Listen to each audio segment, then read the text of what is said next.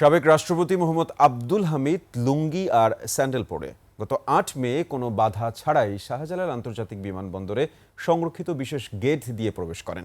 কোনো নিরাপত্তা চেকিং ছাড়াই থাইল্যান্ডে যান।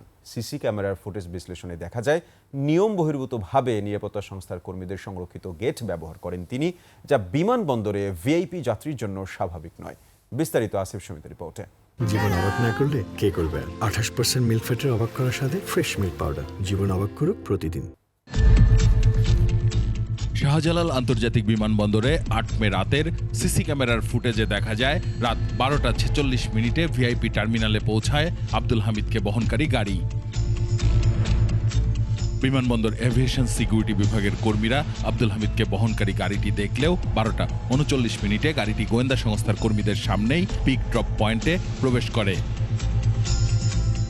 আব্দুল হামিদ লুঙ্গি ও স্যান্ডেল পরে রাত 12:51 টার্মিনালে প্রবেশ করেন। তাকে টার্মিনাল সংলগ্ন স্ক্যানিং এরিয়া দিয়ে ভিআইপি লাউঞ্জে বসানো হয়।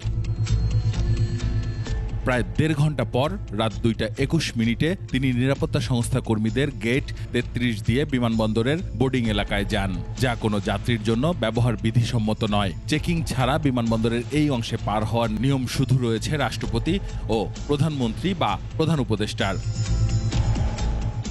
তবে এই ঘটনায় যে সাধারণ ডায়েরিটি হয়েছে তাতে ইমিগ্রেশন পুলিশের অতিরিক্ত পুলিশ সুপার তাহমিনা আরিফ জানান, যথাযথ প্রক্রিয়া মেনে বিমানে ওঠার অনুমতি মিলেছে আব্দুল হামিদের, যা জানেন গোয়েন্দা সংস্থার ঊর্ধ্বতনরাও।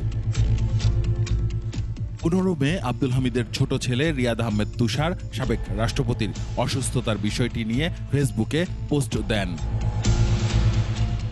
5 আগস্ট হত্যা মামলার আসামি সাবেক রাষ্ট্রপতি আব্দুল হামিদ 6 মে থাই এয়ারের টিকিট নিশ্চিত করেন এবং 8 মে রাতে রওনা হন, যদিও এরপর থেকে সরকারের স্বরাষ্ট্র উপদেষ্টা এ ঘটনায় জড়িতদের শাস্তির আশ্বাস দেন। আসিফ সুমিত, 21 টেলিভিশন, ঢাকা।